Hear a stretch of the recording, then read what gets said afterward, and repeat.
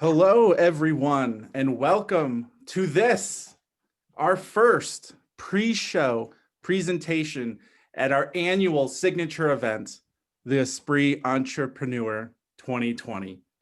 My name is Scott Furley. I'm the Member Relations Director here at the Boulder Chamber, and it is my pleasure to be your host for this portion of the program this evening. As you all know, important programs and events like tonight's Esprit Entrepreneur wouldn't be possible without the support of our generous sponsors. Tonight with us is Dennis Paul, Vice President, Community Affairs at Elevations Credit Union, our presenting sponsor of this event, to help me fulfill this important co-host role. Good evening, Dennis. How are you? Scott, thanks a lot. It's great to be here for this special edition of Thursday Night Football. Wait, I've got the wrong script. Sorry about that. Chris Collinsworth sometimes calls upon me to be in the booth. No, on a serious note, welcome everyone. It's an absolute thrill to be here this evening.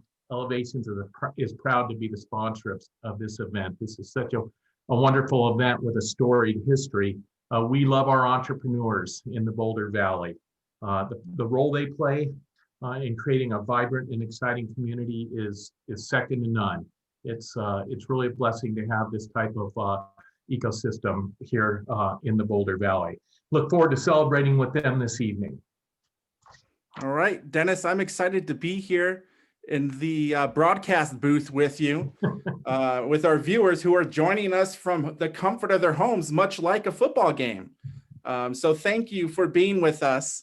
We have prepared an exciting program for all of you tonight, with the main feature being the Esprit Venture Challenge, a live pitch competition in which 3 Boulder startups compete for a $10,000 grand prize.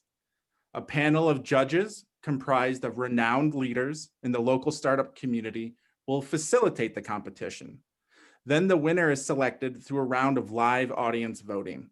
That means that all of you watching from home get to choose tonight's winner.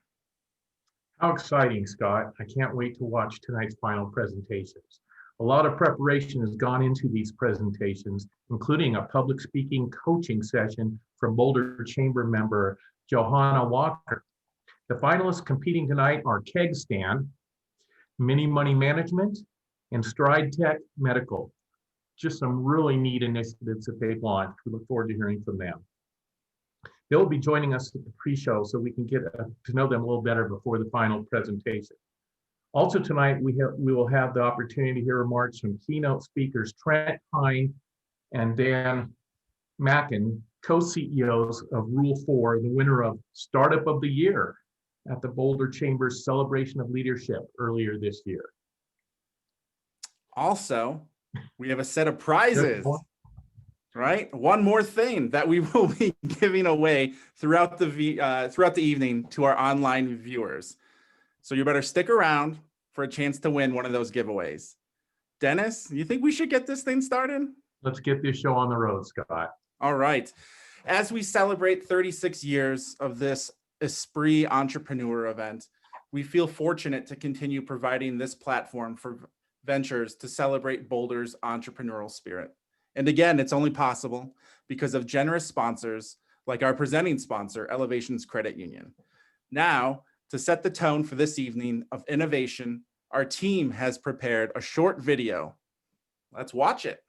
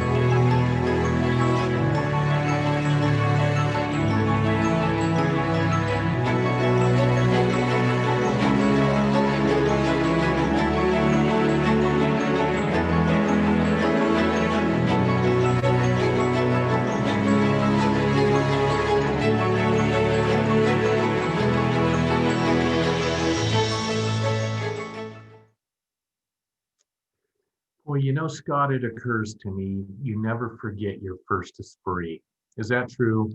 I'll tell you, I remember mine. I think I was just out of my undergraduate experience when I did my first Esprit. And although we are meeting under unusual circumstances at Elevations, we feel proud to continue supporting this event for our local startup community. They are truly trailblazers. Dennis, I have to second that because 6 years ago was my first Esprit. I've been with the Chamber for 6 years. Very special to me being a part of this event. And something else that I remember about my first experience that we did not have is giveaways for our attendees. We do this evening. So you think we should give the first person their giveaway here, Dennis? Let's do this. All right. This is exciting. I don't know if I can contain myself, but we'll give it a go.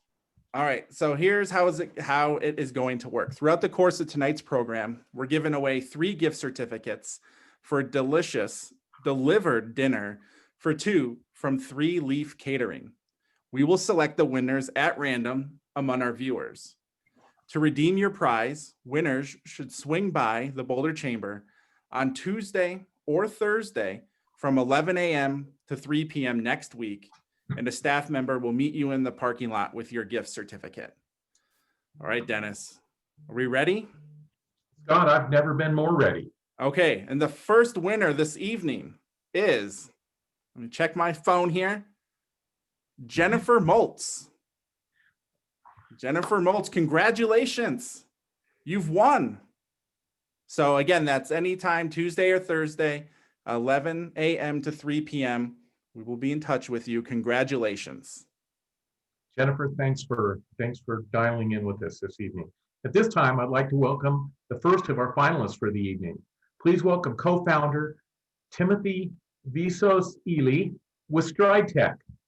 StrideTech Medical provides an attachment to walkers and mobility devices, delivering real-time haptic and LED feedback to users while simultaneously collecting data to assist physical therapists with information on proper posture and usage. The feedback to users and healthcare professionals will help facilitate correct mobility device use and prevent falls. Let's see a video from them tonight. Are we going to see? So that video started. I want to make sure I got this in order. If not, let's welcome Tim. Tim, it's great to have you with us tonight. You've come a long way. How's it feel to be on the cusp of the finals? Feels great. Thanks so much for having me this evening. Great. Well, tell us a little bit about the inspiration for the device, for the monitoring devices. That's such a neat idea. Thank you. Yeah, StrideTech, really, the inspiration comes from my grandma, Chris. I experienced a lot of problems that she had with using her walker correctly and in the correct manner. And I touch on this in my pitch later this evening, so I don't want to spoil it too much. So I'll talk a little bit about how we came to be. So I started StrideTech. The idea for it came from my undergrad experience as an engineering management major. I took it through multiple classes and courses, ultimately picking up my co-founders along the way at the University of Colorado Boulder. It culminated in competing in the New Venture Challenge our senior year, which is a big pitch competition, much like this one, where we won $100,000 and were fortunate enough to start our company after graduating. We're extremely lucky to be here and be a part of the Boulder entrepreneurial ecosystem because we are Boulder born and bred. So thank you very much. Tim, I absolutely love it. I had a feeling that Grandma was behind this. She can probably inspire better than most folks. So obviously, mobility and making sure it's done correctly is a huge, an interesting thought. I shared this with my wife. She happens to be an occupational therapist, but she was really bullish on the idea of real-time monitoring. So this is all from your days as an undergraduate and the New Venture Challenge, and now you're off and running. What's the future like for your organization?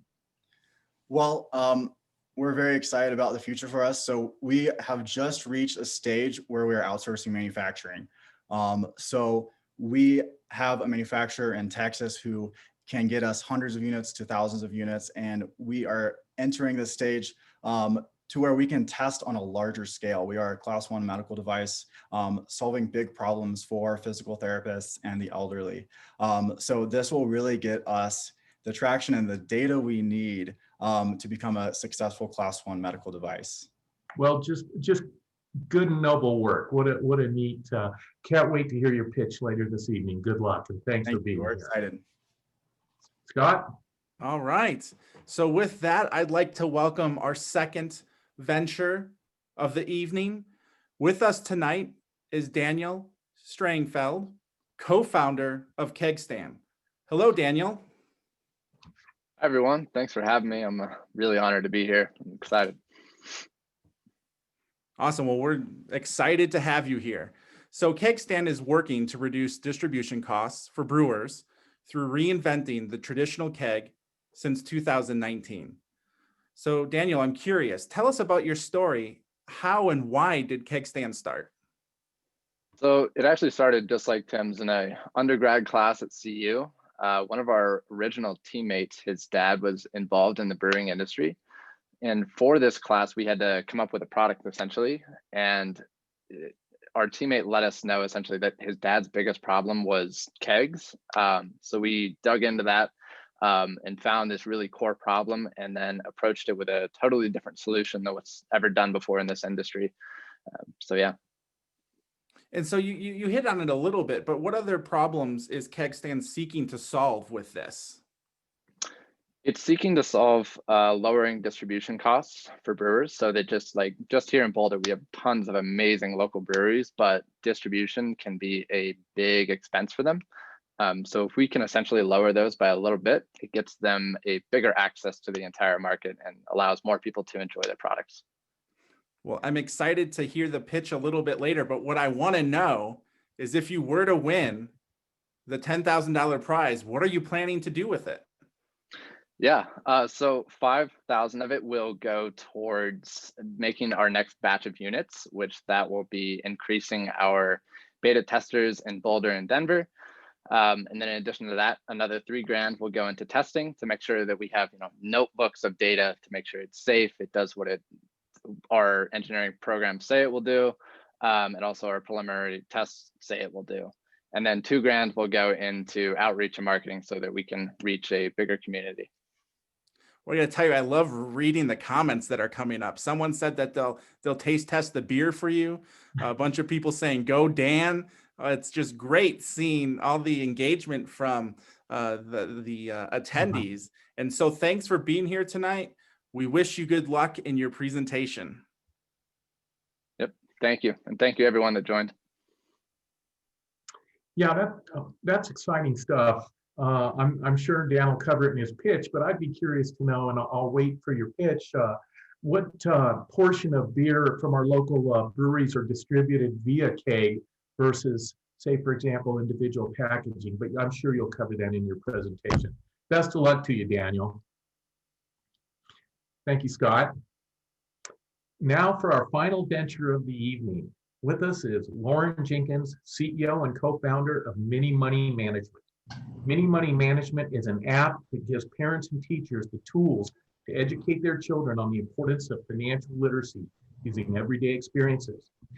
Welcome, Lauren. It's great to have you this evening. Yeah, thanks for having me.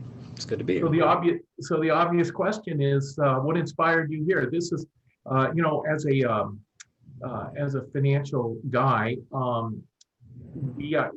we see an incredible amount of kind of gap in the financial literacy programming, especially starting at a young age. Tell us a little bit about Mini Money Management.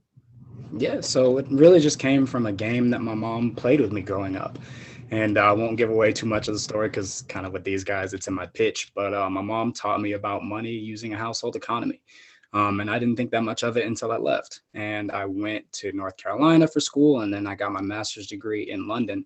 And everywhere that I went, just young people and older people weren't taught about money. And so instead of complaining about it, we decided to just take the game that my mom played with me and turn it into an app. And now we're here. Absolutely love it. I mean, that is really good stuff. I did read your story about growing up, so very excited to hear about that in your pitch. So tell us a little bit about what you might do with your winnings. Absolutely. So the biggest thing that we're going to use the money for is to develop automated classes. So a lot of our solution right now is really good for teachers and parents to be able to educate the kids.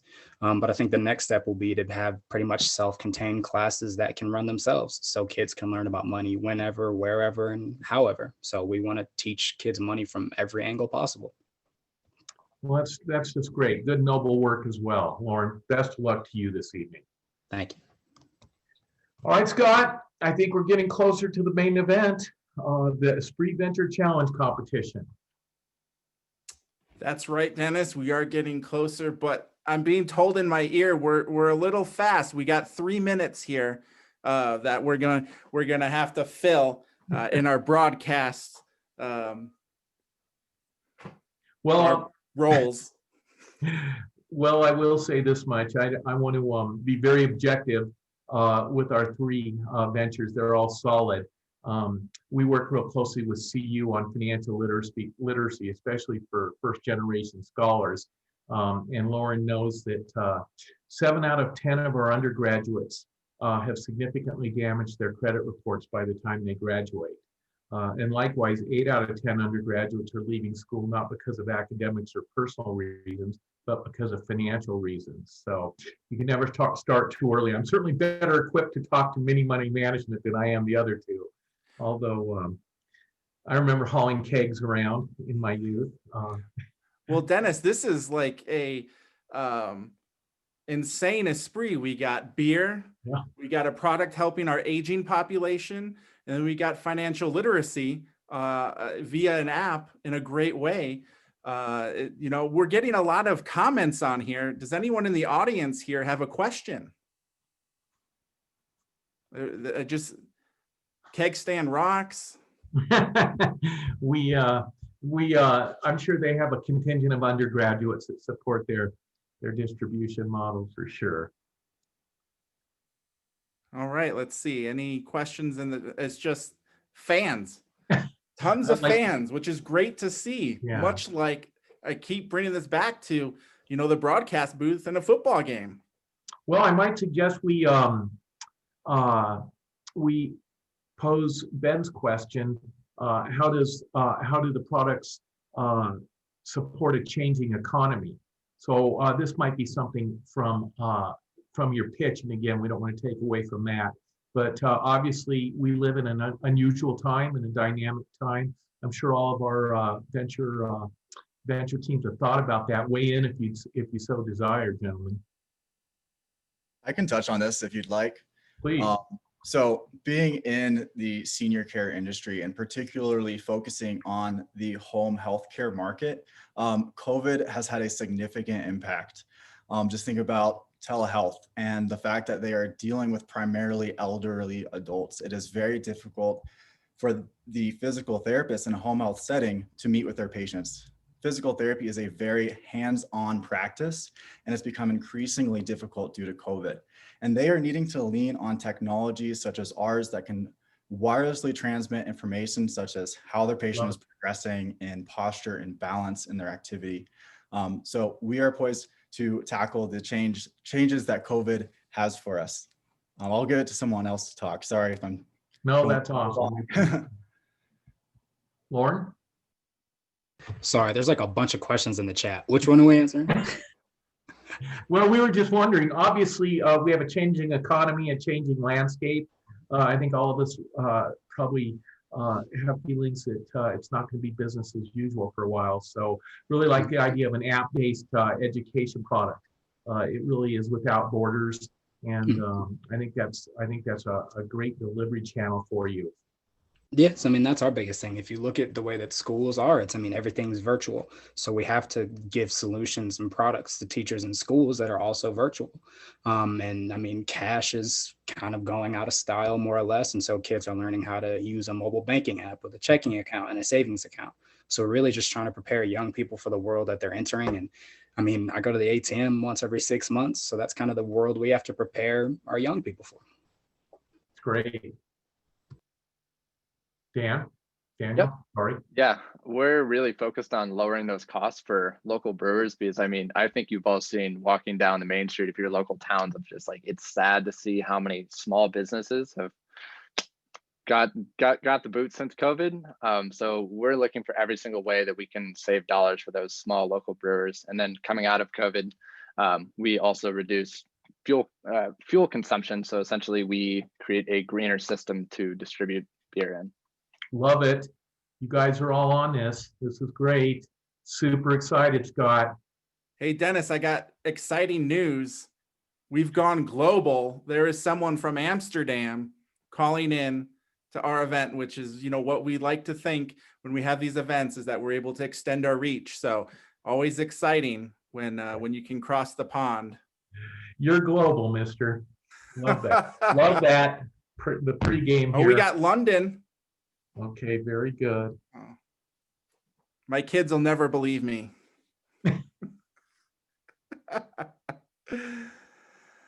All right. Let's see. 2 minutes more is what I'm saying, what I'm hearing here. And so I see a constant question. Lauren, what age range for your app as far as use? Yeah, so we really focus around that like 5 to 12 age range, so elementary into middle school. And then is it a paid app? Is there a trial? I'm sure you'll get into this, but people don't are. spill the beans, Scott. Yeah, I know. Okay. You don't want to spill the beans. Yeah, we won't spill the beans. Someone wants to know, how much does Keg Stand weigh? Moving on. Yep, I'll touch on this more in the pitch, but we're about half as light as the normal keg. All right. That is good stuff for sure. I'm just reading the comments laughing. This is a good time. All right, Well, so 1 more minute. We All right, sure, there you go, Lauren. Thanks for responding to the 10-day trial. Yeah, Scott, I would say what a treat to spend a little time with you on hosting our pregame this evening. Daniel and Lauren and Timothy, we're super excited for you guys and hearing your pitch. This is a great one because this is an audience participation program tonight, as everybody I'm sure is well aware. So we don't have to tell you how important it is to wow this audience. All right, well, Dennis, I think we've done a decent job here. Our work here is done. Close this thing out. So, all right, we're only a couple minutes away to get the official program started. We're pre-official, I guess, but first, once again, I'd like to thank you, of course, Elevations Credit Union, for being our presenting sponsor this evening.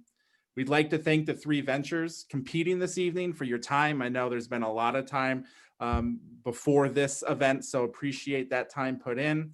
The entire startup community with their innovation and ingenuity contributing to a vibrant Boulder economy where we can all live, work, and play. Before concluding this pre-show presentation, I'd like to remind you that at the Boulder Chamber, business is happening safely. Whatever your business needs, we're here for you. The Boulder Chamber team is working remotely, making sure businesses have access to the information, resources, and opportunities they need to help them navigate during these difficult times due to COVID. Make sure to visit our website, boulderchamber.com/COVID-19, and join our social media community on Facebook and LinkedIn. Plus, make sure to check out our events calendar on our website for some upcoming virtual events like Business Before Hours, Beer with John, and much more. So now, Dennis and I and everyone else briefly will leave you for a short video from our wonderful volunteer ambassadors. If you're a member of the Chamber and would like to become a volunteer ambassador, applications are now open at boulderchamber.com. So we'll have a 3-minute intermission before the official program starts. So make sure you stretch your legs, get your cell phone handy, because remember, tonight you get to vote for the winner of the $10,000 prize in tonight's Esprit Venture Challenge. That was actually one of the questions in the chat, so it will be by text. So instructions will be coming on that. And we will be back with you in a few minutes. I've been a member for the Chamber for 16 years. And I just want to let you know in the community, I love them. The thing I love about the Boulder Chamber is that they support everything that makes Boulder good. I love the Boulder Chamber because they not only support our local for-profit businesses, but they support our nonprofit agencies as well. And that's great for the whole community. I love the Boulder Chamber because they're committed day in and day out to uniting and creating just such a strong and powerful business community in Boulder. The value is unbelievable. I love the Chamber because of the way that they support the Boulder community and the community that I myself have built around the Boulder Chamber. I love the Boulder Chamber because of the amazing staff and also the other members who have become wonderful professional colleagues and friends. I love the Boulder Chamber because the people that work for them are awesome. Everyone there, with the leadership of John are phenomenal. I love the Boulder Chamber because I absolutely love the community that it brings together and the people that I've met. I love the Boulder Chamber because it allows me to meet really great people doing awesome things in our community.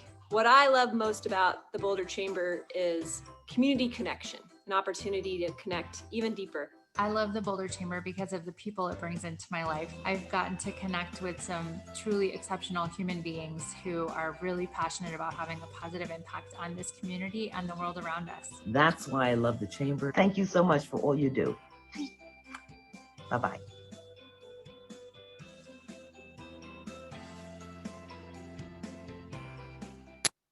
Hello, everybody. It's Dennis Paul, Elevations Credit Union. So excited about our 36th annual Esprit Entrepreneur, brought to you by Elevations and the Boulder Chamber. We're super excited this year. You know, entrepreneurial season is year-round in Boulder County. We've got some great pitches. We've got some incredible products. We've got one that's near and dear to my heart. So we're looking forward to having you join us on November 12th for Esprit Entrepreneur. CU Boulder is pleased to be a returning sponsor of the Boulder Chamber's Esprit Entrepreneur event. At CU Boulder, we take pride in our entrepreneurial spirit and having an impact in our community. We hope that you join in and vote for your favorite finalists who will go on to win $10,000 to further their venture.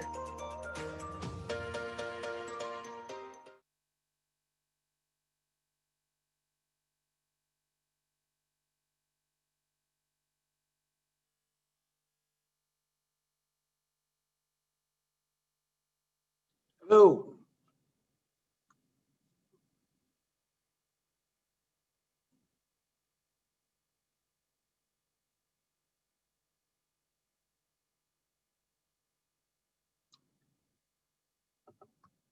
Okay, I think I'm on. This is just making sure I know technology issues. So this is John Terr, President and CEO of the Boulder Chamber, and I welcome all of you to the 36th annual Esprit Entrepreneur Gala and our Esprit Venture Challenge final round competition.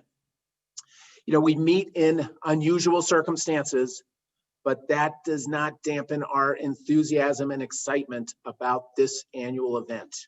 A celebration of our entrepreneurial spirit and the innovation that lives in our community. Now, before we get started with the program, I know that we have folks viewing in on the live stream from all over this city, all over this county, but I even understand all over this world. So I welcome all of you and thank you so much for joining us tonight. So many of you were aware that the US News and World Report rated Boulder the #1 most livable community. And part of what makes Boulder so attractive is its entrepreneurship that's alive and buzzes throughout our community. Those are the features that help draw in great businesses, great innovators and entrepreneurs to start and grow their businesses. And it's part of what makes us the hottest capital for startup entrepreneurism across the country. And tonight, we have the opportunity to get a taste of that as we honor that innovative spirit and culture. Now, no event like this comes off without important and critical support from our business leaders and companies.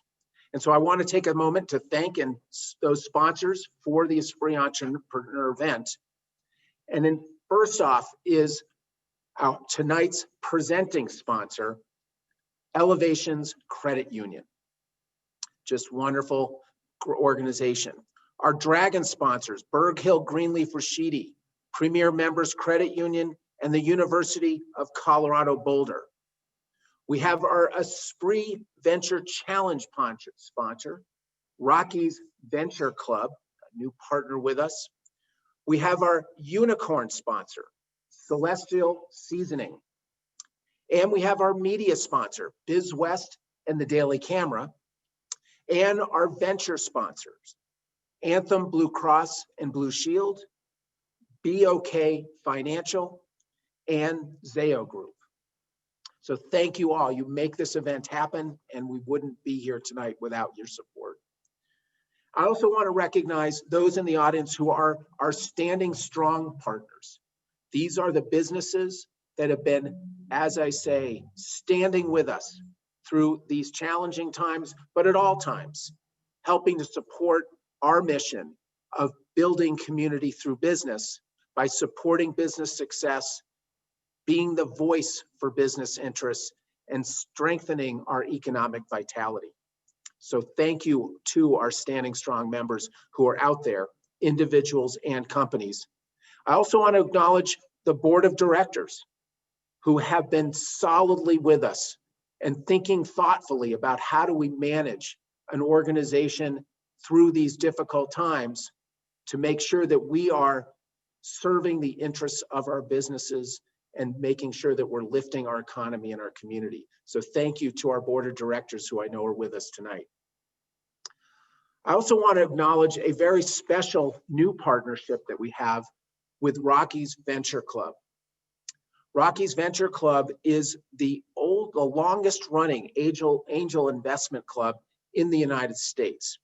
And they have partnered with us to help support and lift the entrepreneurs that you will be meeting tonight.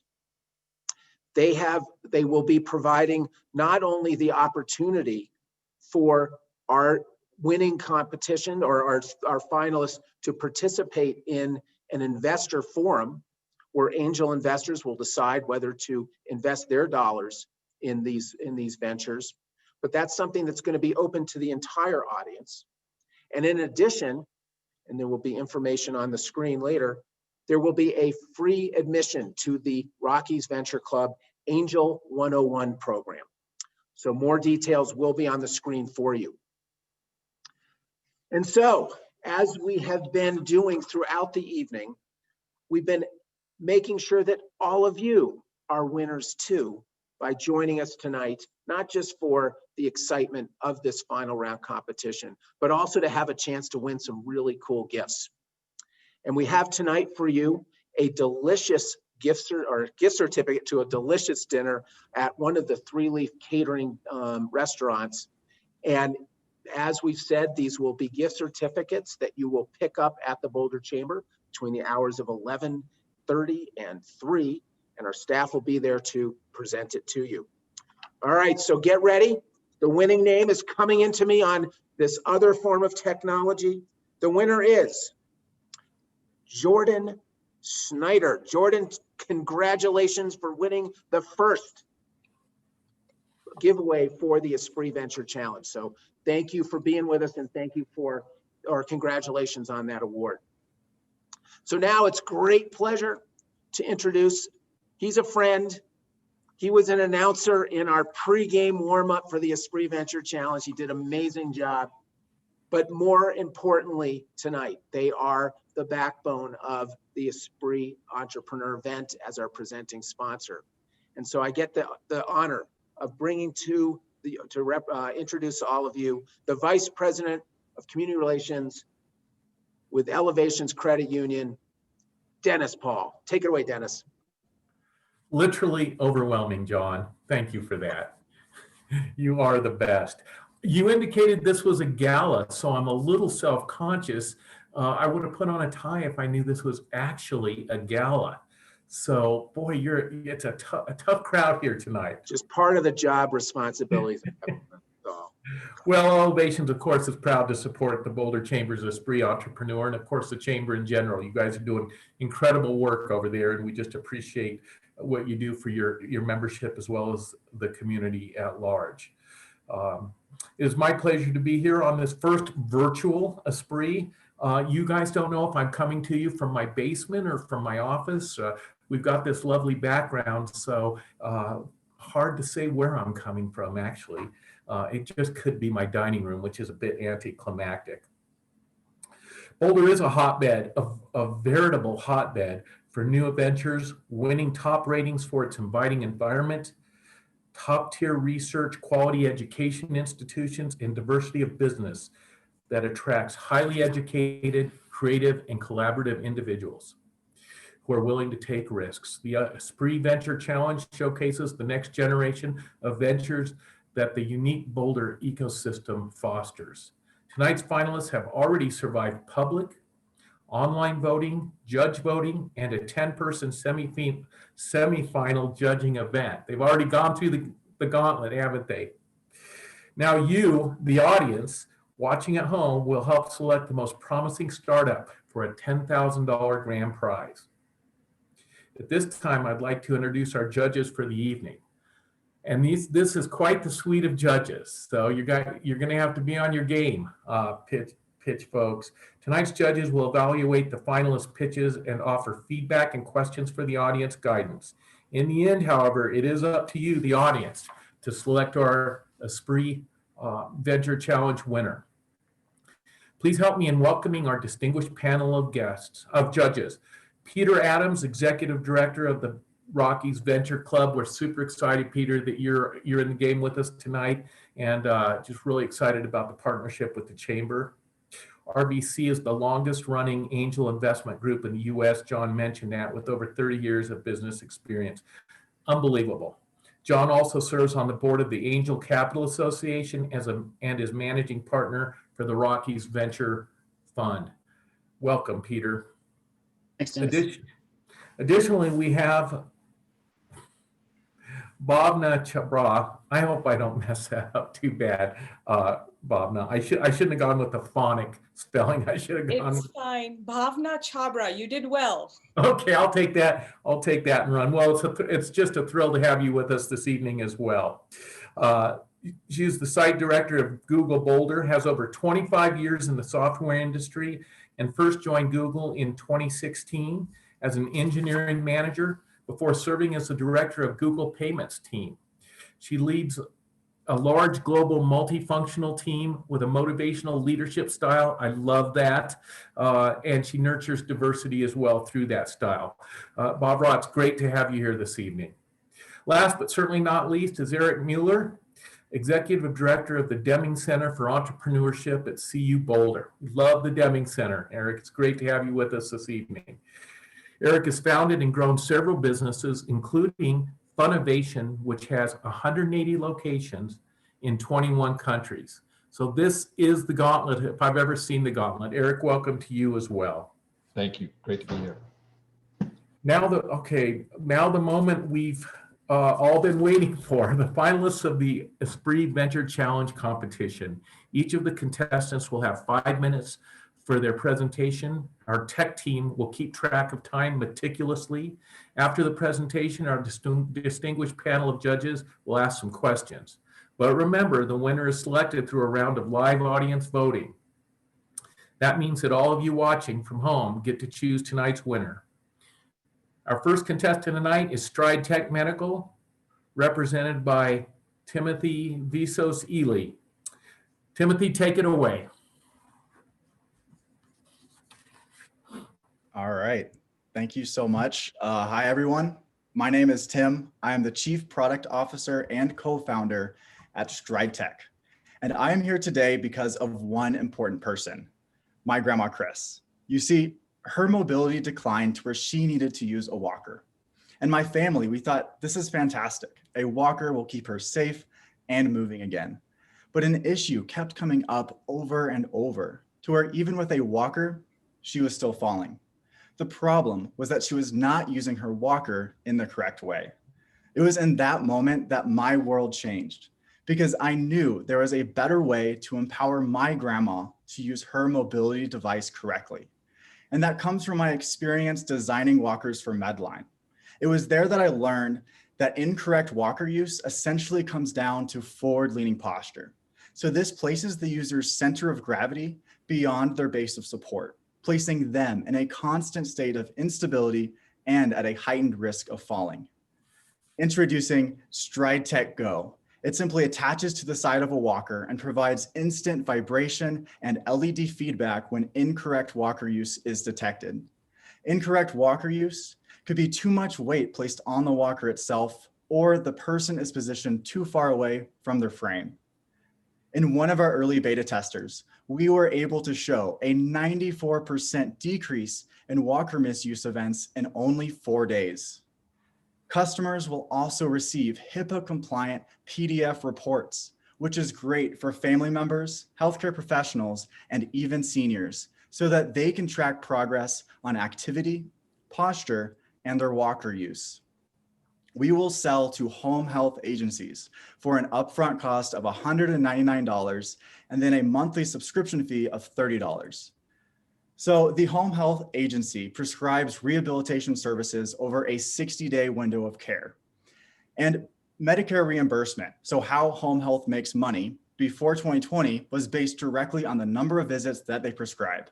So they would prescribe 19 or more visits per 60-day session to maximize those profits. It was actually better to not be efficient. Well, starting in 2020, that has completely changed. Reimbursement has nothing to do with the number of visits. In fact, home health is only prescribing 6 visits per 60-day session and trying to get the same outcomes.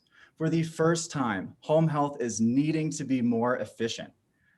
Well, this is where Stride Tech comes in. With our weekly reports, we fill the gaps between sessions, showing progress on how that patient is doing and allowing for more efficient implementations of care. Furthermore, a study from the American Physical Therapy Association showed that within a home health organization, 58% of falls can be attributed to incorrect mobility device use, and then 71% of post-fall interventions involved retraining on that device. So therapists are wasting precious hours training and retraining patients on walkers, yet costly falls are still happening. Well, with Stride Tech Go, we encourage correct walker use, potentially reducing the number of falls and the therapy hours needed for training. At the end of the day, no one else is providing real-time, instant feedback correcting walker use. This is also critical to our IP strategy, which we already have a utility patent pending. And here is the team, consisting of excellent engineering talent. We have done neuromechanics research and patented walker designs for Medline. And recently, we have brought on a seasoned executive of both startups and publicly traded companies, George Duer, to be our CEO. And we have surrounded ourselves with expert advisors who have taken a medical device startup from formation to IPO, decades of experience as a geriatric healthcare professional, a healthcare research scientist for the VA, and an experienced VP for some of the largest home health organizations in the nation. Now, my team and I have interviewed hundreds of seniors and users and stakeholders in the senior care industry. And we have heard that Stride Tech is such a wonderful idea and so easy to use. And with Stride Tech comes confidence, confidence in safety, confidence to be independent, and confidence to explore without the constant fear of falling. Now, I want my grandma to be this confident so that she could enjoy walks in the park just as she did when she was younger. We are Stride Tech. Thank you. Time's up, pencils down. That's great, Timothy. You're playing the grandmother card. We love that. What a fun presentation. Hey, let's start with Peter. Peter, you've got some questions for our venture. You bet I do. Well, I'll just say, you know, I told Tim this before, but I've got my father-in-law who lives upstairs with us now during COVID, and he looks like the Stride Tech before picture. You know, that's how he's moving around the house. So this is really a great product. And he has dementia, so he forgets to keep doing it. So this is great with the reminders. So here's my first question is really about what kind of IP do you have behind this? Have you got patents pending, provisionals? What are you going to do to protect this technology?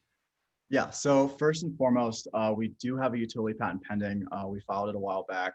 And what that covers is fairly broad. It actually covers vibrotactile feedback at the handles of a walker. So we are going broad with this because no one else is really doing anything that is instant vibration feedback. And owning that IP will be extremely critical towards our future acquisition potential. If I get one more in quickly. So Yes. this seems such a great technology. It feels almost like a platform. Like you could take this and do other things with it as well and grow your company, you know, not next month or year, but maybe in the future. Do you have plans for other things in the pipeline? Absolutely. First and foremost, we are collecting unique and valuable data on things that have never been collected before. The posture, the balance of these seniors. So we're going to be utilizing that to build machine learning algorithms, to build predictive models for things like early onset dementia, for fall risk, for all of these things. And that's really the key to the value that we bring is the data that we're collecting. Bhavna? Hi there. So I used to work in a hardware software company. So my questions are going to hit at the heart of durability. Mm-hmm. And there are three questions together that you can answer. One is, does this device require regular connectivity? So, what are the boundaries around that? The next one is, what is the battery life? How does it do in low battery conditions?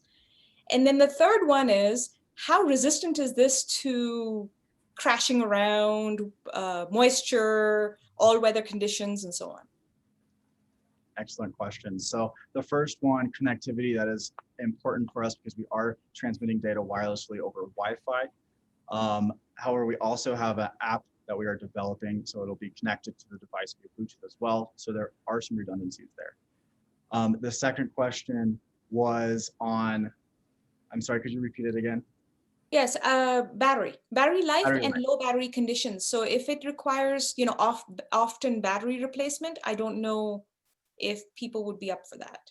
Yeah, so it actually will last a full week.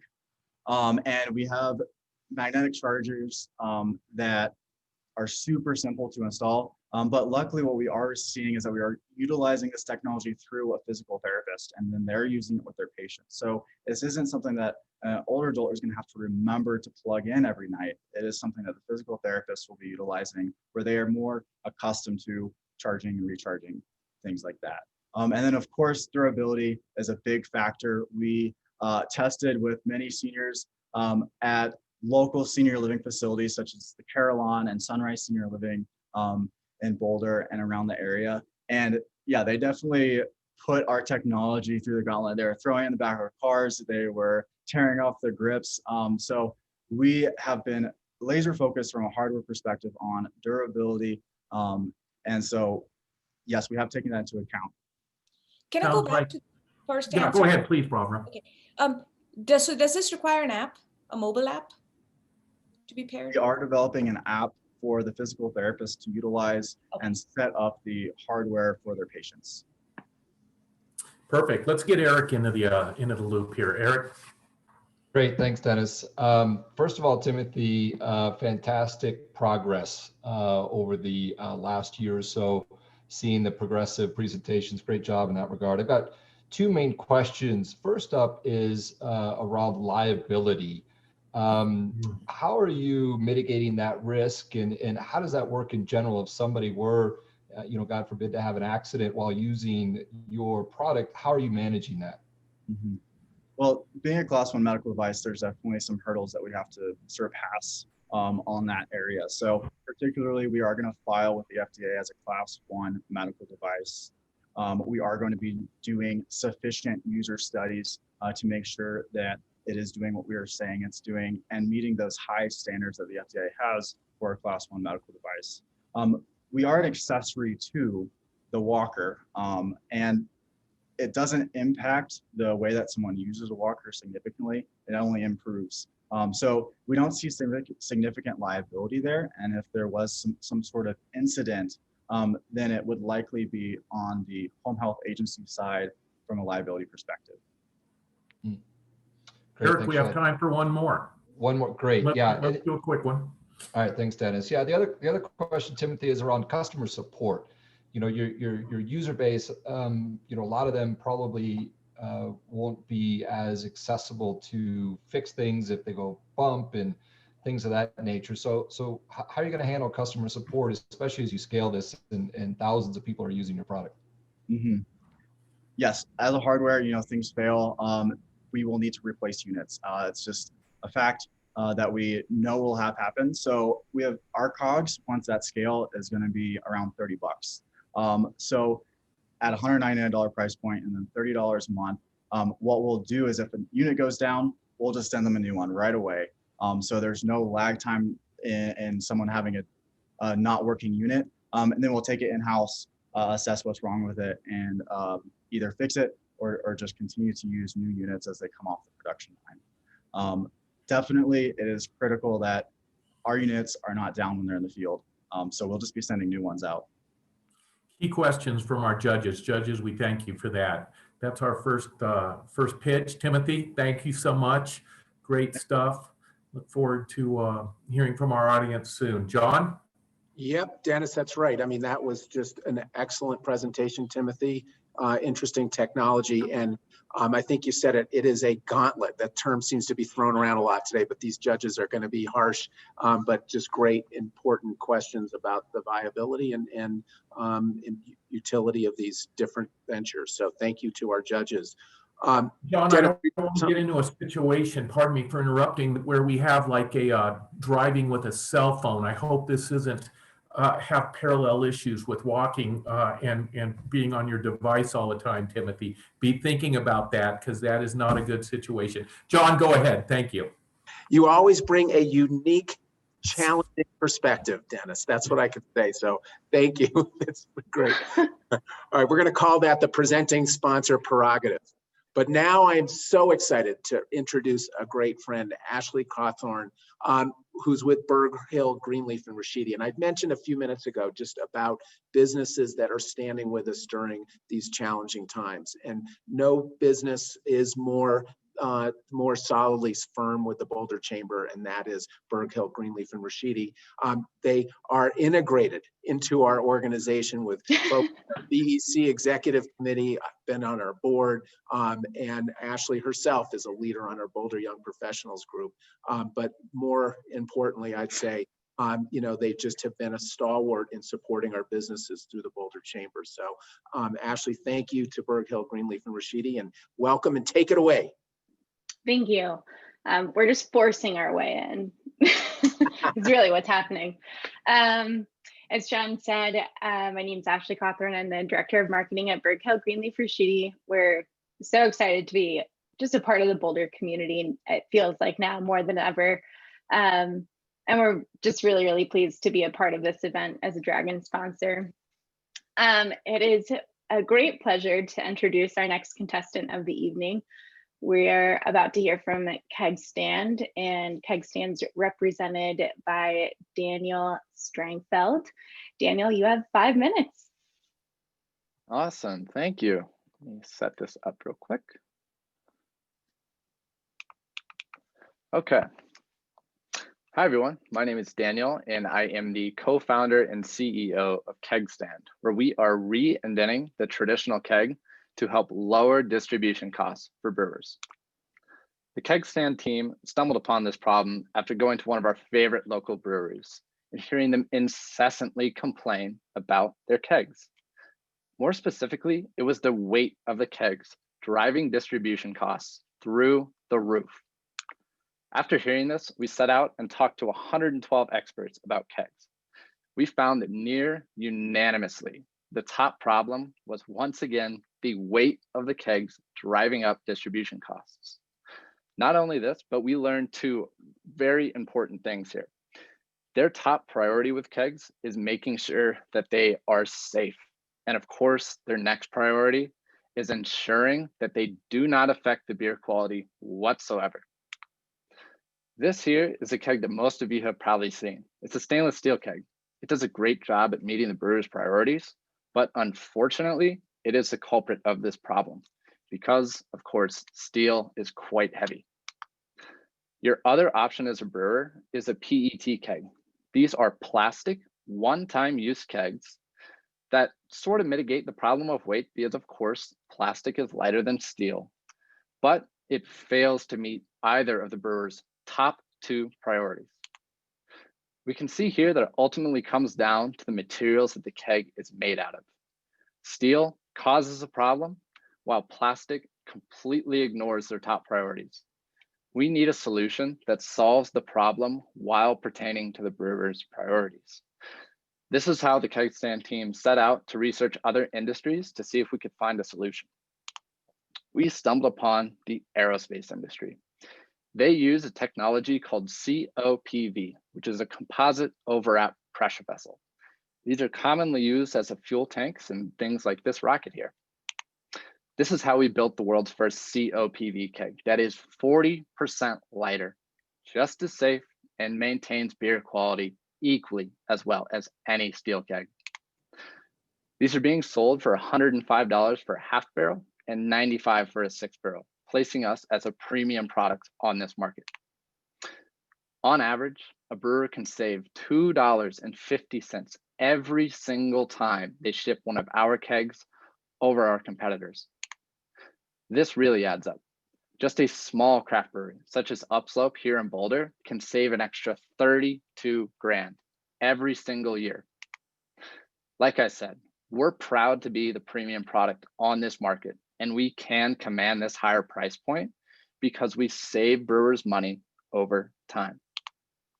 We're starting with small to medium Colorado craft breweries, such as our customer, Light Cove Brewing, down in Denver, and scaling into the $3.3 million small Colorado craft keg market. If we're to look at the beer keg market as a whole, it was worth about $10 billion as of 2020. But here's what I'm really talking about. This is not just a play on breweries. This is a play on beverages. If you have ever had nitro brew coffee from a company such as Starbucks here, that is transported in kegs. If you have ever had a soda, such as a Coke or a Pepsi, the syrup to make those is actually transported in kegs. This is why we are positioning ourselves as the world's first and the industry-leading COPV keg solution that lowers distribution costs. We have an incredible team to make this happen, of some just amazing business talent and some impeccable engineering expertise. We are committed to lowering distribution costs for your favorite local brewery so that more people can enjoy their beer. And that is why we are asking for your vote tonight. Thank you.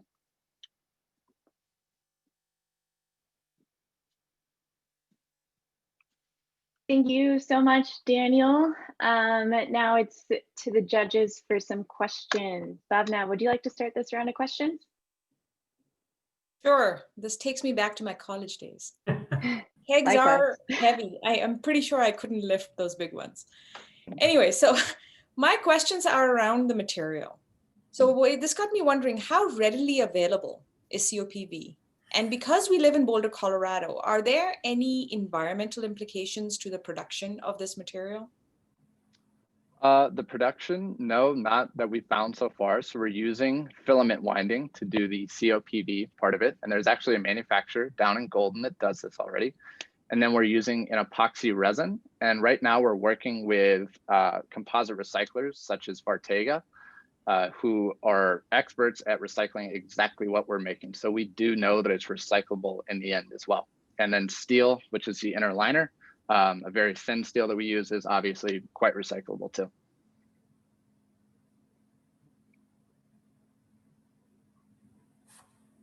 I'm muted. Any more questions from you, Bhavna? Are we good to No, move I took up too much time last time, so I'm gonna love it. pass the floor to someone else. I have more questions, but I'll wait. All right, go for it. Great, thanks, thanks Ashley and Daniel. Once again, great presentation. It's fun to see these CU ventures progress so much.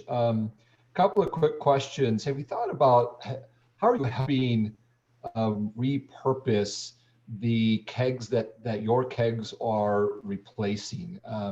Similar to Bhavna's question around environmental impacts and such, what are you doing in helping with repurposing the old kegs you're replacing? Yeah, of course. So right now we're starting with small craft breweries who are scaling. And so there is a big influx of them just demand for kegs. And traditionally kegs, if you get a steel keg, it's about a 20 to 30 year asset. So it takes a very long time to replace these. So these small craft breweries that are starting up are usually not getting rid of theirs. They're just trying to acquire.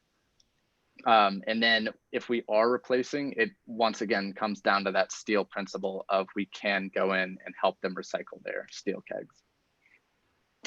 Great, thanks. And I guess I'm just curious, how many customers do you have right now, and what are they liking and what are they hating? So Flightco Brewing is our one customer right now. We've sold all of the prototype kegs that we had to them a few weeks ago. And then we're in talks with a few other breweries right now. And then if we win this competition, that will allow us to more easily scale into these next few breweries, hopefully here in Boulder and throughout Colorado. Okay, great, thanks, Daniel. I'll throw it over to back to Ashley and Peter. Peter, take it away. Thanks, Ashley. All right. Well, I'll just say this is an exciting product as far as I can tell, because we invested in Steelhead Composite, who makes those aerospace tanks you showed. And we also invested in Vartega, who does the carbon fiber recycling. So we know quite a bit about this. And certainly the durability, the strength, the lightness are all, compelling attributes. So my question for you is really about the unit economics of this. I saw $85 versus $95, so a $10 differential, and $250 per trip, meaning 4 trips, and you're at break even for your buyers. It seems almost too good, right? No brainer. And I'm wondering, how can you do that for really only a $10 differential? It seems like it would be, you could maybe get a bigger margin or charge a bigger price to get away with that. Mm-hmm. Yeah, so that price there is what we predict at scale and at a big bulk order. That's what that will be. But looking at smaller, it's probably going to be in the mid hundreds. And how we can get that down is essentially bringing all the manufacturing in-house one day. Steel itself, if you bring it in-house, it's not that expensive to manufacture these. The filament winding is a little bit more expensive, but still fibers are about, I believe it's about 50 cents per pound of fibers. And we only have less than half a pound of fibers on each keg. So that's very minimal there as well. Oh, okay. And then this is probably obvious, but I assume that since these have a 20-year shelf life for the steel, you're making in the same format. So you could have a truck that's half composite and half steel, and people could transition as they need to. Yes, that is incredibly important to hit in this industry, to make sure it fits on all the automation lines, it fits on all the trucks, and there is no infrastructure that they need to put in. And that's what our keg meets right now. Yeah. And I saw we were out of time, but I just have one more question. If you had a full keg full of beer and it fell off of the truck 20 feet down, a steel keg would be dented, what would yours look like? Our resin would probably be cracked off a little bit, but the great thing actually about fiberglass is you can repair it with the epoxy resin. Steel kegs, if they get dented like that, especially in critical things like the spout, it is an expensive repair. Our solution allows you to simply apply more epoxy, or if the worst case happens, it breaks just like a steel keg as well. Yeah. Thank you. Do we have time for more questions, or is the timer out? And that's the timer's up there, Ashley. Yeah. Perfect. Sorry, we went a little over on the last one, so I wanted to make sure. In that case, I give it back to you. Thank you. Thank you, Ashley. Perfect. Well, I thank you, Ashley, and also Daniel. Really interesting product. Is I think Dennis alluded earlier. That guy. And even Bhavna, I can relate to that product for sure. So I'm thirsty, John. I'm thirsty, but also those college challenges we faced. You have to change the whole beer with John thing from now on. Keg with John. I like that. Yes, exactly. Good ring to it. So our next introducer is going to be another great partner of the Boulder Chamber. When I think about partners, CU Boulder and the Business Research Division has been exceptional, especially during these critical COVID economic recovery period, as we analyze the challenges our communities facing and can see the data that tells us the story about the difficulties our businesses are facing and the path forward to recovery. And the person and one of the team of two who are helping lead that effort is Brian Lewandowski, who is the Executive Director of the Business Research Division at the Leeds School of Business. And I'm just so pleased that he would be with us today. And thank you so much for your partnership with the Boulder Chamber. Well, thank you, John. CU Boulder is always a very proud partner with you on the Esprit Venture Challenge. You know, from our research and innovation office to the venture partners at CU Boulder to the 600 million research portfolio that we have and the thousands of faculty that we have working on research, we are keenly aware of the economic and the social impacts of research and innovation. So thank you for doing this again this year. I'm really honored to bring up our final contestant tonight, Lauren Jenkins, who will be talking with us about mini money management. Take it away, Lauren, you have 5 minutes. I should probably unmute myself, huh? All right, let's get this share. We're loaded. So yeah, my name is Lauren Jenkins, and I am the CEO and co-founder of Mini Money Management. And we want to change the way that kids are taught money. So the World Economic Forum did a study, and they found that children begin to develop their spending and saving habits by the age of 5. Now, kids can learn money this early, but we don't teach it to them this early. This is shown because young people, millennials, have an average of $28,000 in debt. The highest percentage of that debt isn't student loans, it's not mortgages, it's actually credit cards. Now, if you couple that with the fact that, and this one hits a little bit closer to home, Black borrowers are 4 times as likely to default on their student loans. So right now, we're not teaching kids about money, and that's disproportionately affecting people of color and people from lower income areas. So my mom wanted to teach me about money, and so she had a very creative way to do it. When I was 8 and my little sister was 5, we asked my mom to go out to eat every single day. She got fed up with it, and she posted on the refrigerator a job opening for son and for daughter. Now we had to interview for these positions. She called our references, and luckily we got the jobs, and this came with a weekly salary. The catch came when we had to pay for our household expenses. So we had to pay for our rent, our utilities, we had to pay for transportation. And the big thing was that it was $3 to go out to eat and only $1 to stay in. So we get to the end of the summer, and her main claim to fame is that she asked us, hey, you guys want to go out to eat? And we said, no, Mom, that's way too expensive. Again, I was taught money at a very young age. So me and Mom decided to start a company, and it's called Mini Money Management. And Mini Money Management is an app that allows parents and teachers to educate their children on the importance of financial literacy using everyday experiences. And this is actually a picture of me and Mom at our very first pitch contest in Longmont. So this is what it's going to look like for teachers in schools. So for teachers, we're a classroom management app that also combines financial literacy. So the salary is automatically going to go to the students. Their desk rental is going to automatically go or be charged to them. They're going to have to pay for their janitor. They're going to have to pay for their lunch, which frees up the teacher to focus on their classroom management. So they can encourage good behavior with bonuses and discourage undesirable behavior with fines.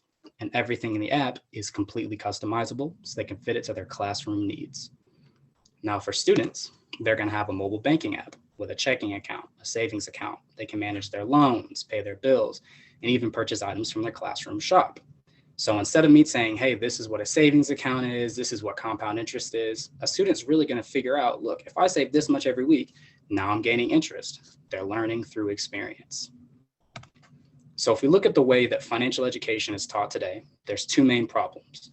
One is that it's typically taught by experts, and B, that it's taught in very short sessions. If you look at the way that reading is taught, writing is taught, math, those things are taught from a young age. They're taught by a teacher or a parent, and they're taught using repetition, doing everything daily.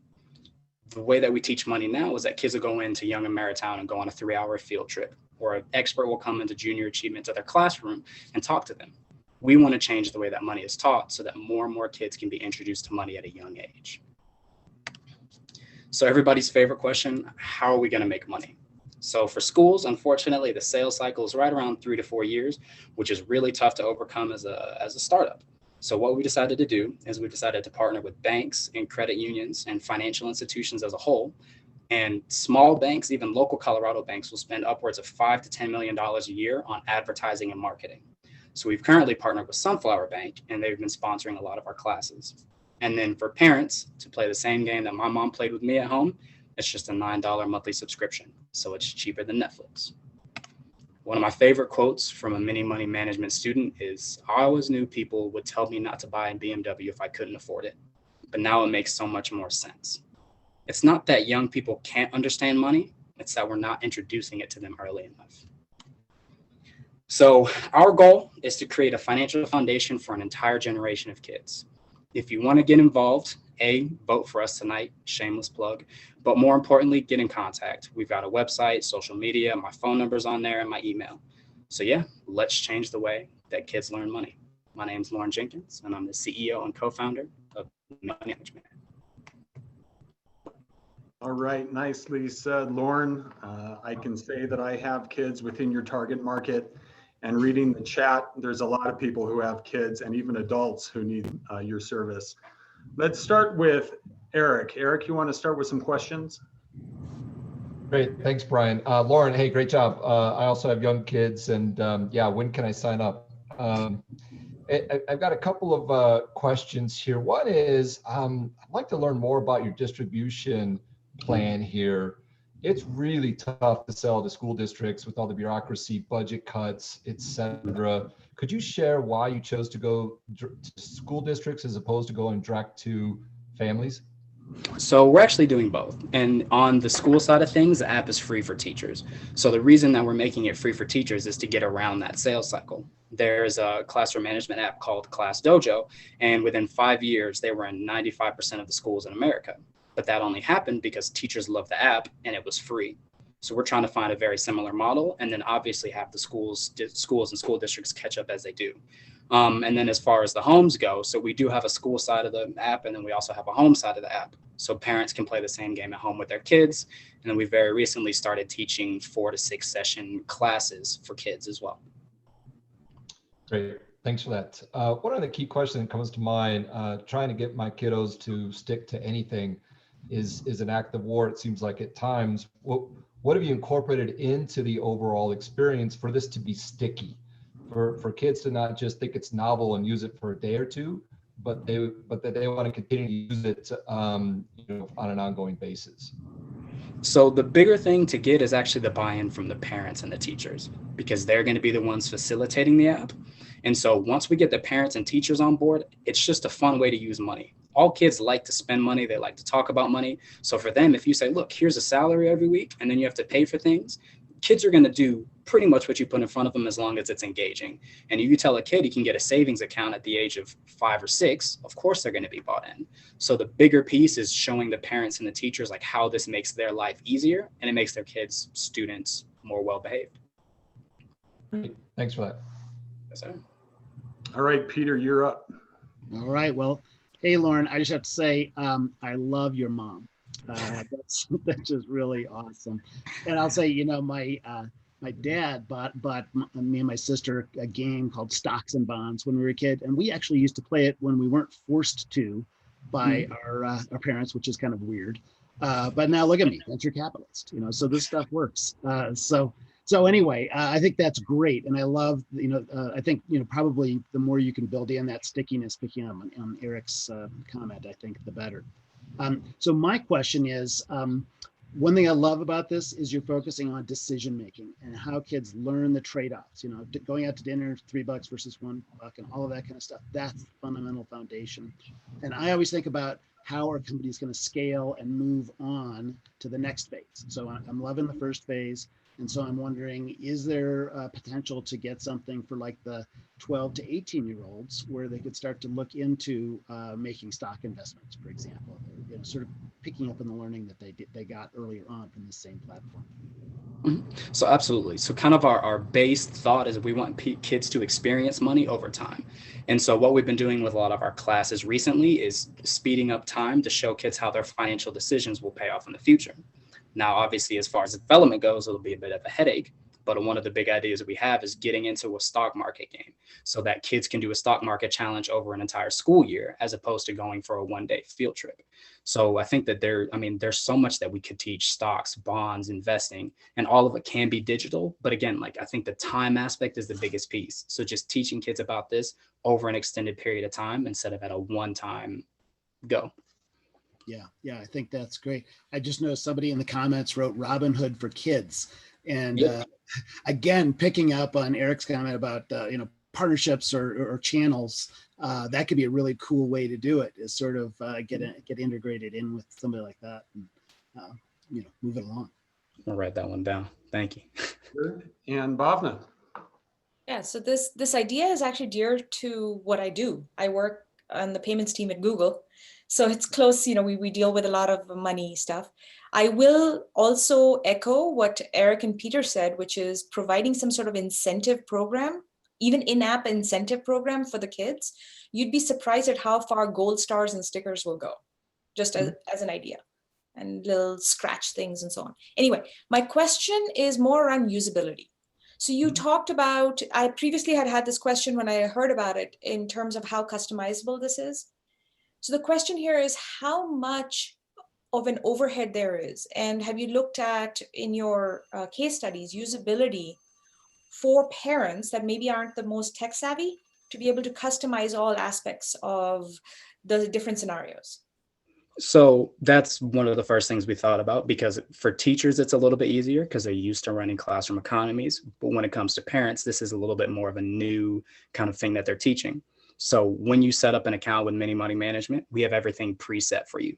So we have a custom built household economy. So we're going to have all of your expenses. We're going to have a few items in the shop for the kids to buy, like going swimming, playing video games, watching TV. And so we give parents a really easy base to start, and they pretty much don't have to do anything out of the box. It's once they get more comfortable with the app and they want to fit it to their household that they can customize it. But yeah, we do want to make sure that it's extremely easy for users to onboard and get started, and then they can go crazy after that. All right. Thank you, judges. Good luck to you, Lauren, and back to you, John. Yeah, thank you so much. Wow, that was one of those programs, ventures that seems like everybody could relate to, including the parents who are thinking, if you'd use this technique, it might take another step forward. So just really a lot of great opportunity in that, Lauren. Thank you so much for the great presentation. And thank you so much to our judges, Peter, Eric, and Bhavna. Just great questions and help to all of us to think carefully through the promise of each of these ventures. And I really appreciate your being with us. And obviously, Brian, thank you so much for your work with us and your support of this event. But now it's up to all of you out there in our viewing audience to help us make that ultimate decision. Which one of these ventures is most deserving of the $10,000 award to drive their venture forward? So we're going to give you the instructions on how to vote. And just to be very clear, a couple of things. This is for the $10,000 award, but the other two finalists will receive also a $1,000 grant from the Boulder Chamber. And all of the finalists will be participating in the Rockies Venture Club Investor Forum, where they'll have the opportunity to have investors consider them for angel investment. So here are the instructions as you see them. I'll read them out so it's clear to everybody. But you're going to need to text to Boulder Chamber 774 and say, and 222333. And then when you get there, you vote by texting either 1 for Stride Tech Medical, 2 for Keg Stand, and 3 for Mini Money Management. So all of you have 15 minutes to make your decision and get through that. And I'm just going to say good luck to each of these ventures. They're all compelling, interesting, and I think everybody could relate to the value that they would provide to customers and as businesses in our community. So getting the clock going. But now we wanted to, while you're done with your voting, we have the opportunity to hear from folks who've already made that journey through entrepreneurship and the winners of the startup business of the year from the Boulder Chamber's Celebration of Leadership. And that's the folks from Rule 4. And we have tonight with us the two CEOs from that organization, Trent Hine and Dan Mackin. They started and opened their doors in 2018.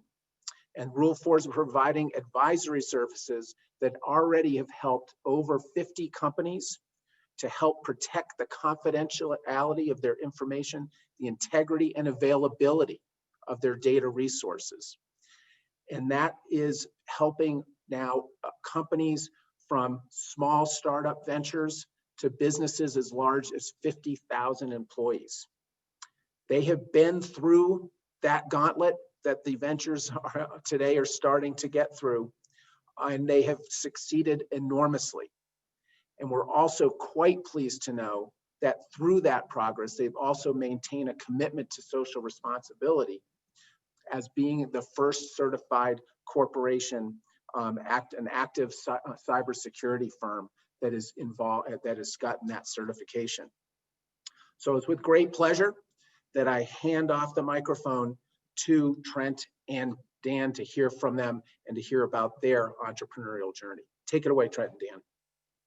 Excellent. Well, thank you so much. Super excited to be here this evening, and what great presentations from the three finalists. And it's great to just be a part of the Boulder entrepreneurial community and speak here with y'all tonight. I did bring some slides. See if I can get these up and running. You'll see that okay, I hope. Yeah, so we'll just start real quick with a little bit about ourselves. So I'm Dan Mackin. I'm a co-founder, co-CEO of Rule 4 and CU Boulder grad from the electrical and computer engineering program there at CU. And my co-founder, co-CEO with me here tonight, Trent, and I were co-authors on the Unix and Linux System Administration Handbook, which is, gosh, now it's 5th edition. I think maybe translated to 35 different languages. Trent, can you help me with that? And maybe give us a quick intro about yourself as well. Yeah, thanks, Dan. I think 36 languages. I'm also a dyed-in-the-wool CU Buffalo, and absolutely love talking about cybersecurity. So I was over the moon excited when the Boulder Chamber said, "Hey, do you guys like to make a few comments about cybersecurity while everybody's voting?" And there's no way we could turn that down. Absolutely. Yeah. So about Rule 4, like John had mentioned, we're super excited to have received the Startup of the Year award from the Boulder Chamber Celebration of Leadership Awards just back in March, right as the start of this whole COVID thing was getting off the ground, if you will. It was a great honor to be there among the Boulder Chamber folks and to take home that award. We're super excited about that. As far as what we do, we are a cybersecurity and emerging technology consulting company. And of course, cybersecurity being a core component of that, we do provide cybersecurity guidance to a large number of organizations. I think at last count, we're about 64 clients. We do all sorts of other things as well, though. Technical leadership.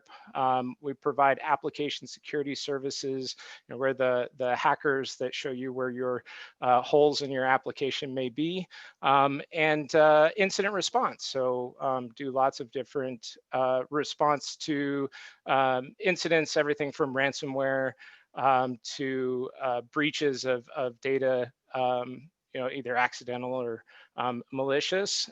Operational technology as well in the industrial control systems security space.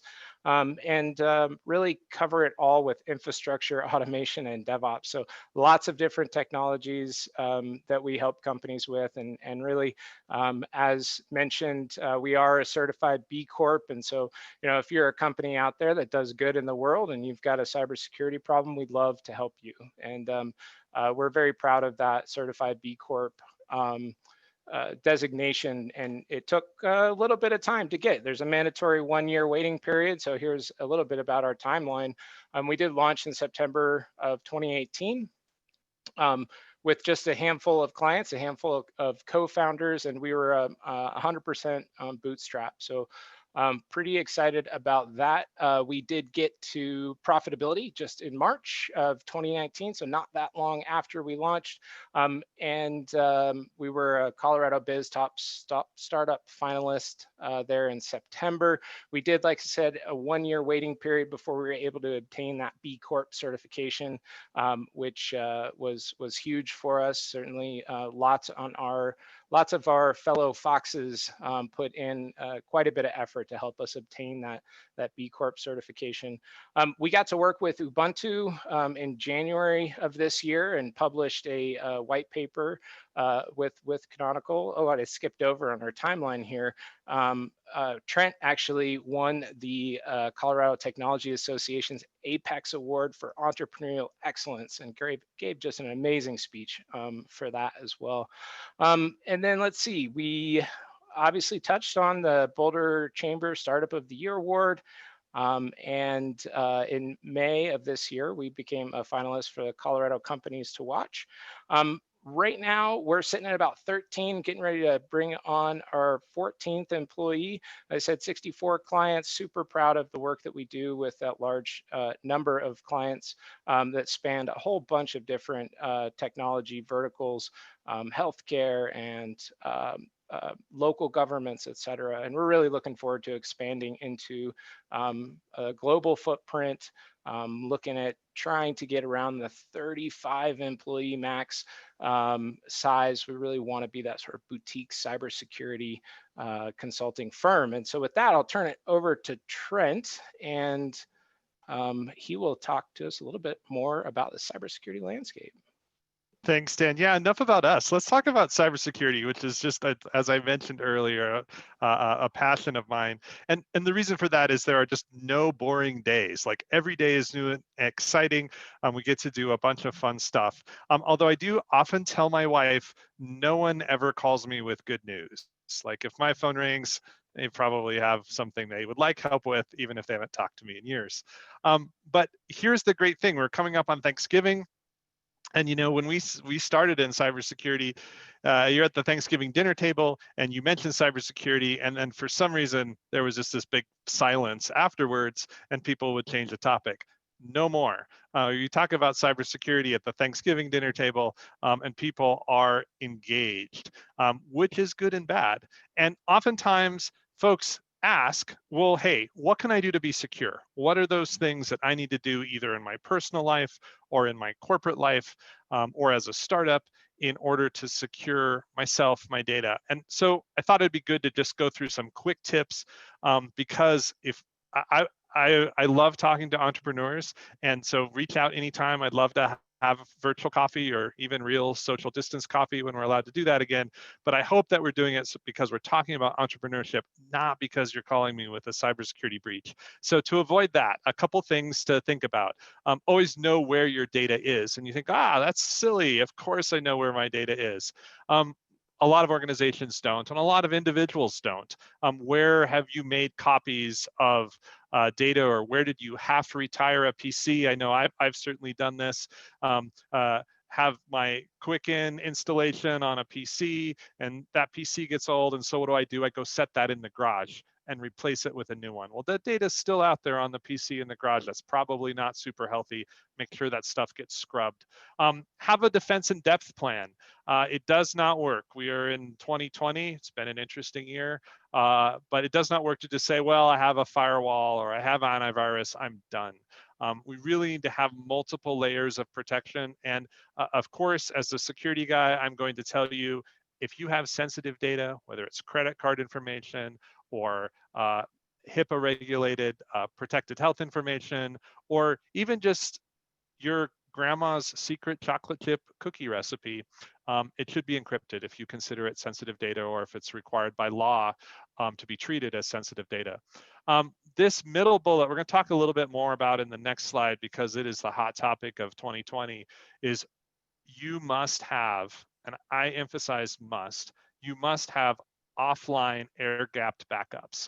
We've gotten a little lazy in IT and computer science the last few years, and we're like, oh yeah, we have all this technology like RAID and SAN, and I copied it to the cloud, and so I have all these online copies of data, and that's really cool. It does not protect us from a number of cyber attacks like ransomware. And so we should always have that one offline copy, or one or more offline copies, where it's actually unplugged, not connected to a network anywhere. And I say that for your personal data. I say that for your startup data. I say that for large corporate data. Never use the same password for different sites. I know that's frustrating, or it's just like, as I use my Facebook password for banking. Don't do that. Find a way, use a password wallet to store and save different passwords, unique passwords for every site. And finally, always use multi-factor authentication. What is that? Is a whole bunch of words that really means that I'm going to provide at least two things in order to say who I am. And so we often say in cybersecurity, it's something you have and something you know. You're probably familiar with this from online banking, where they may send you a text, or they have an app that you have to click on when you log in. And many services, you can enable that functionality, and you absolutely should, both in your personal life and in your corporate life. Next slide, Dan, thanks.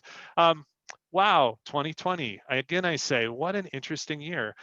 You'd think that there would be not a lot of intersection between COVID-19 and cybersecurity, and unfortunately, nothing could be further from the truth.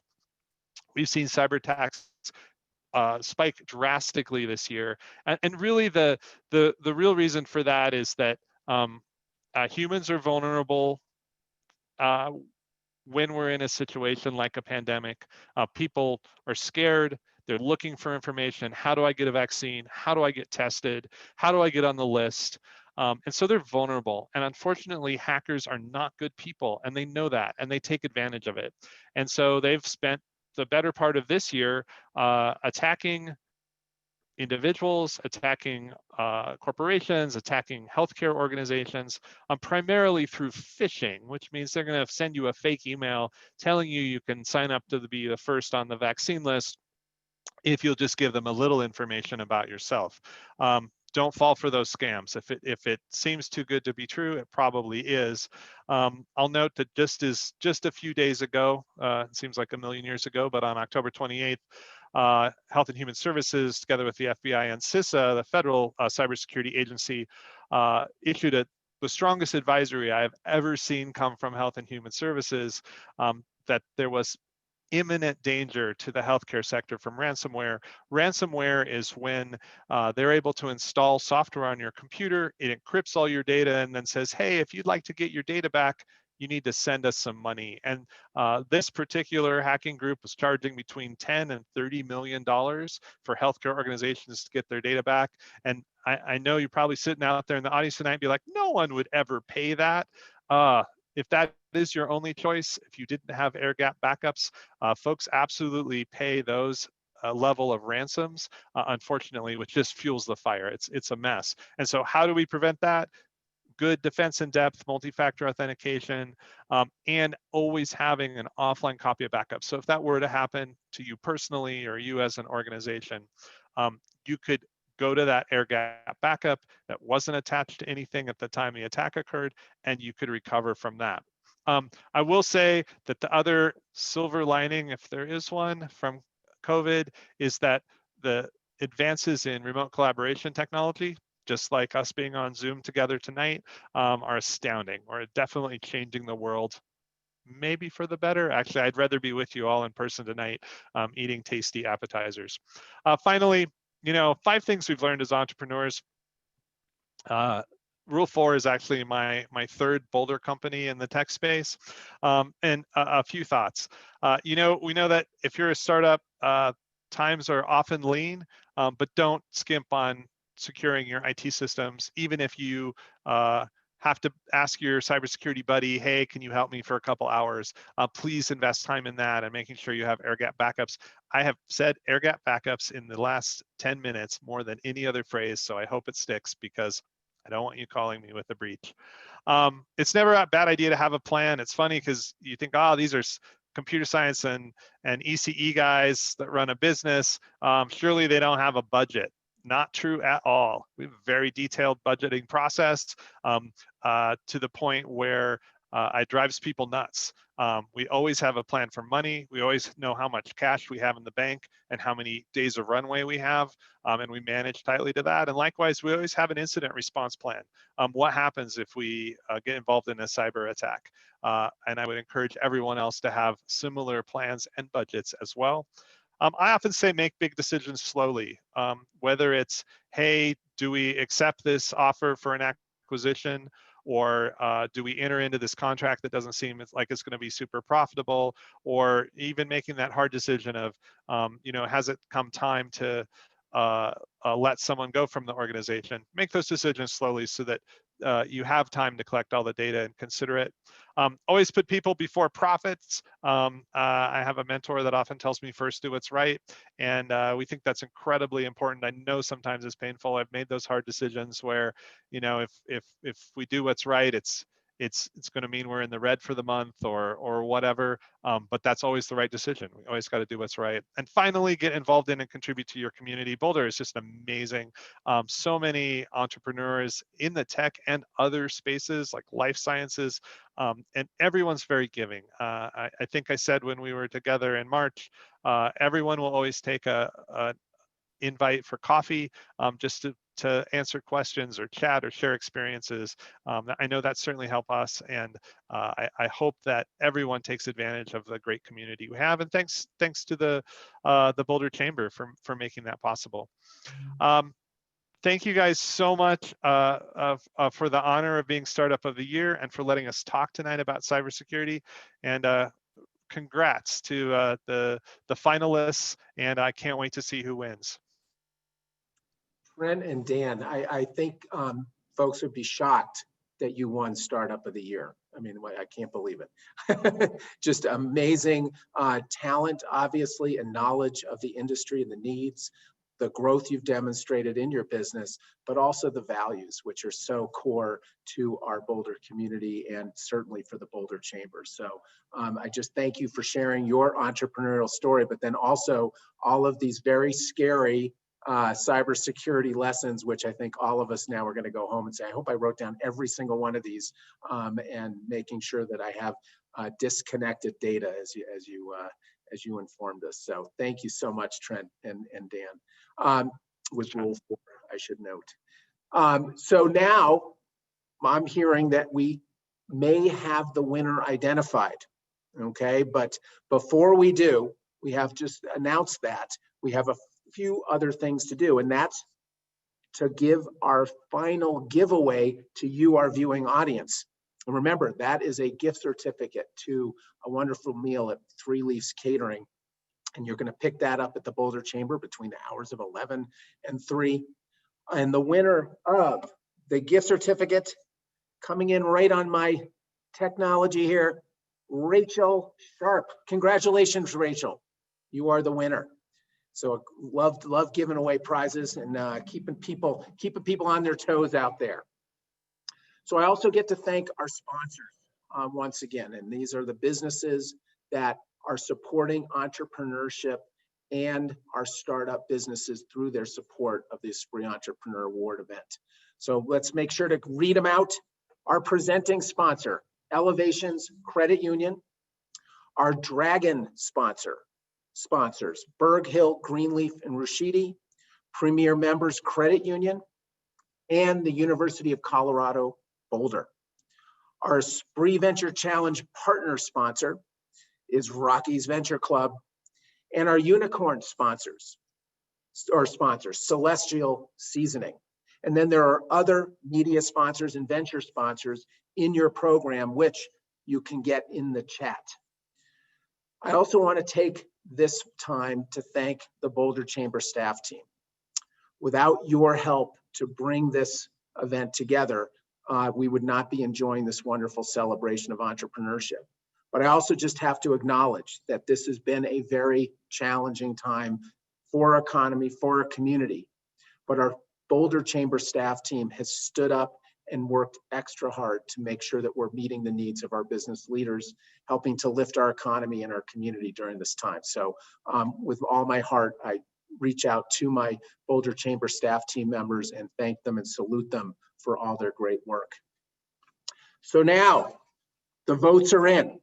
And I want to remind you that the second place, or the folks who didn't win the grand prize, do get $1,000, and they get to participate in the Rockies Venture Club Investor Forum.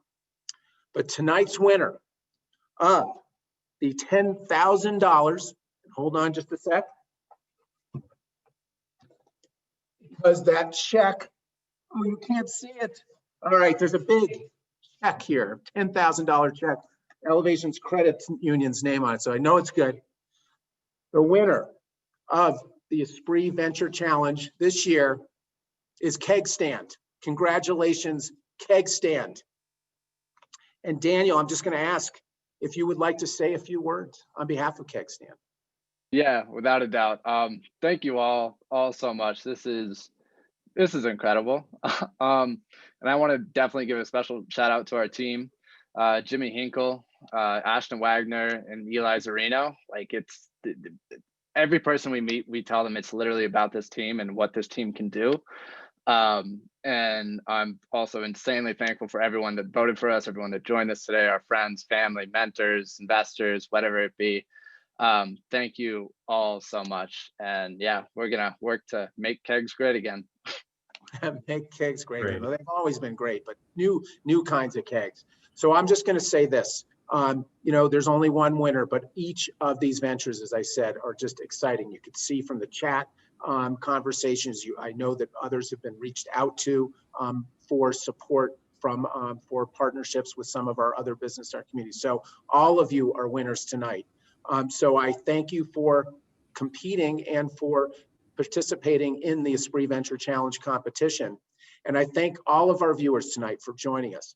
We love celebrating entrepreneurship every year in our 36th annual entrepreneur event. And listen, it wouldn't happen except for this amazing community that we get to work in. So let's keep up that entrepreneur spirit, and we'll see you next year at the Esprit Entrepreneur.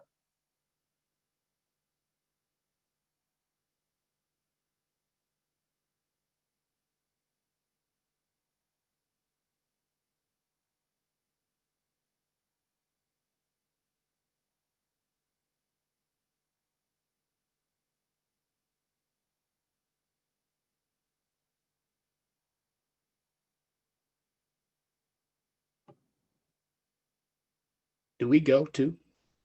I think you can. Okay. I appreciate you guys. Thank you. Thanks, wonderful presentation, all of you. Hey, congrats. Dan and Trent. I mean, the judges, this was a beautiful event. And Lauren, I know the premier members